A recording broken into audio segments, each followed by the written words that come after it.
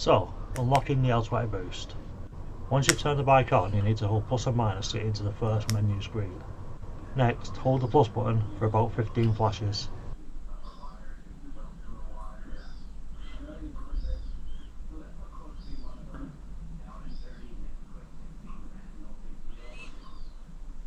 As you can see, the screen changes and says 100.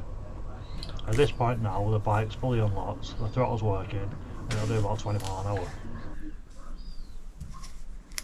Now to lock the bike again, just simply hold the plus button for another 15 seconds.